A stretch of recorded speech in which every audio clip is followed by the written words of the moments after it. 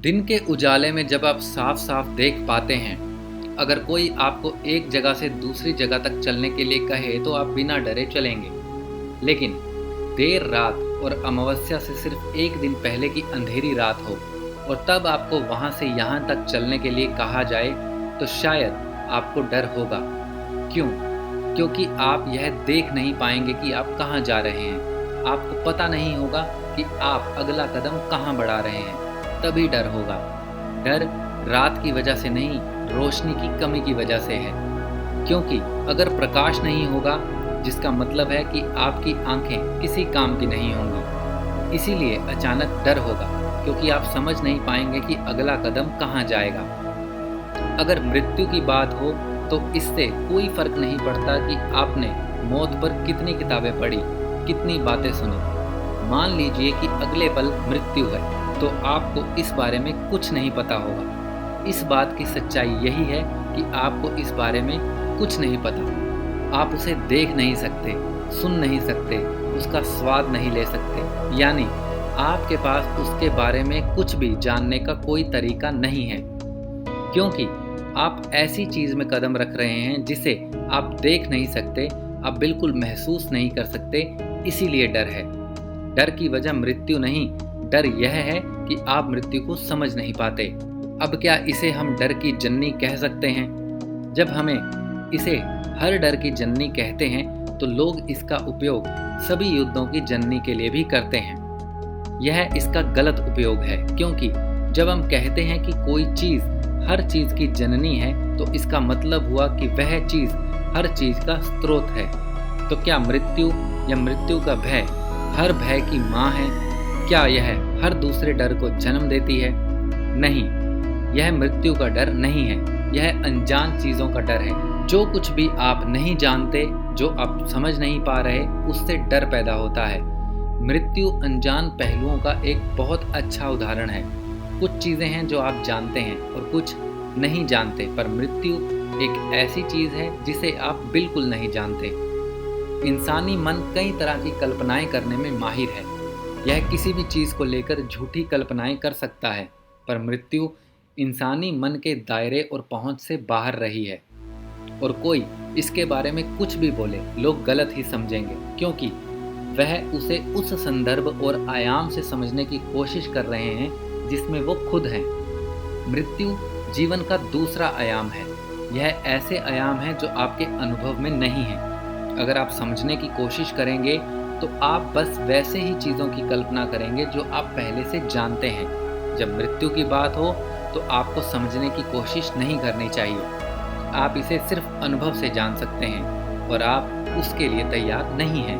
कम से कम इतना तो आप जानते ही हैं। लेकिन कुछ लोग हैं जो प्रचार कर रहे हैं कि वह मौत के बाद शरीर के साथ उठ जाएंगे, पर कोई भी समझदार इंसान यह जानता है कि जब कोई व्यक्ति मरता है तो शरीर पीछे छूट जाता है, क्योंकि शरीर उसकी संपत्ति नहीं है, यह धरती माता की संपत्ति है। क्योंकि अगर हम सभी का शरीर उठ खड़ा होगा तो इस धरती का क्या होगा? ऐसा कुछ भी नहीं होता। पृथ्वी की सामग्री को वापस पृथ्वी में ही जाना पड़ता है, और यह बिल्कुल ठीक भी है। तो डर शरीर खोने का भी नहीं है, पर समस्या यह है कि लोग आपको कई कहानियां सुनाएंगे। पिछले 2-3 सालों में एक चलन बन गया है। कई लोग किताबें लिख रहे हैं कि वो कैसे मरें और वापस आएं। अगर वह कहते हैं कि मृत्यु के बाद मेरा अनुभव, तो लोग हंसेंगे।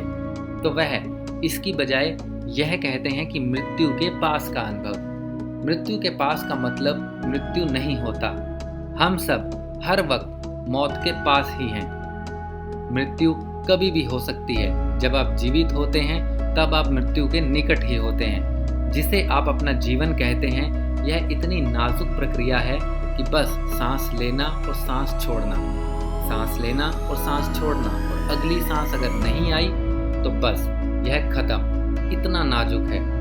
साथ ही हम देखते हैं कि यह कितना मजबूत भी है।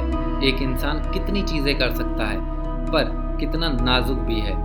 यह मत सोचना कि आपको मारने के लिए सर में गोली मारनी पड़ेगी। बहुत से लोग पानी पीते हैं और मर जाते हैं, खाना खाते खाते वह मर जाते हैं, सोने जाते हैं और वह मर जाते हैं। ऐसा रोज़ होता है। यह मत सोचना कि हर दिन एक भूकंप आएगा, एक ज्वालामुखी फूटेगा, एक बम गिरेगा। नहीं, बस बैठे बैठे ही लोग मर जाते हैं।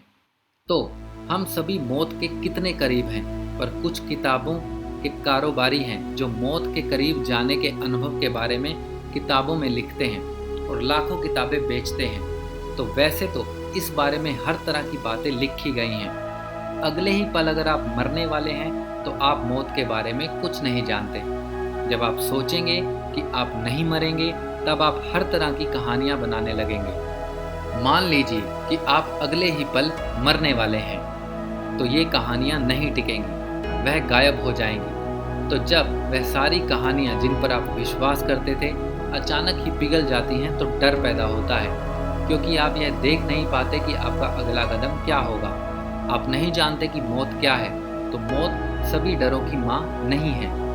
आगे क्या है यह ना समझ पाना, इसी से ही डर पैदा होता है, और मृत्यु इसी अनुभव का एक बड़ा रूप है। पर आप देखेंगे कि हमारी संस्कृति में लोग किसी विशेष समय पर मरना चुनते थे। वह अपना समय तय करते थे, वह बैठ जाते थे, वह चेहरे पर एक आनंदमय मुस्कान के साथ मरते थे, क्योंकि उन्होंने जीवन की प्रकृति का एहसास किया था। अगर आप इसका स्वरूप जानते हैं कि क्या है, तो कोई मृत्यु नहीं है। मृत्यु एक कल्पना है। क्या आप किसी ऐसे से मिले हैं जो मरकर वापस आ गया हो? क्या आपने किसी मरे हुए इंसान को देखा है? नहीं, आपने सिर्फ लाशें देखी हैं। इसीलिए जिंदा रहते हुए आपको इस जीवन की प्रकृति समझनी चाहिए। अगर आप इस जीवन की प्रकृति जान जाएं, अगर आप यह सोचकर यहाँ जी रहे हैं कि आप यहाँ इकट्ठा किया हुआ शरीर है, अगर आपने पूरी तरह से खुद को शरीर मान लिया है, तो मृत्यु अंधेरी खाई जैसी लगेगी। अगर आपने किसी ऐसी चीज़ का अनुभव किया है, अपने विचारों में नहीं, आपके अनुभव में आप शरीर से परे कुछ जानते हैं, शरीर से परे का आयाम कभी भी डरावना नहीं होगा, आपको डर नहीं लगेगा। वह आयाम कई मायनों में स्वागत करने योग्य होगा। तो दोस्तों, ये थी हमारी आज की जानकारी। उम्मीद करते हैं आपको बहुत पसंद आई होगी। अगर यह वीडियो आपको पसंद आई है तो प्लीज़ इसे लाइक कीजिए, शेयर कीजिए, हमारे चैनल को सब्सक्राइब कीजिए और अपने सुझाव हमें कमेंट बॉक्स में भेजिए। धन्यवाद।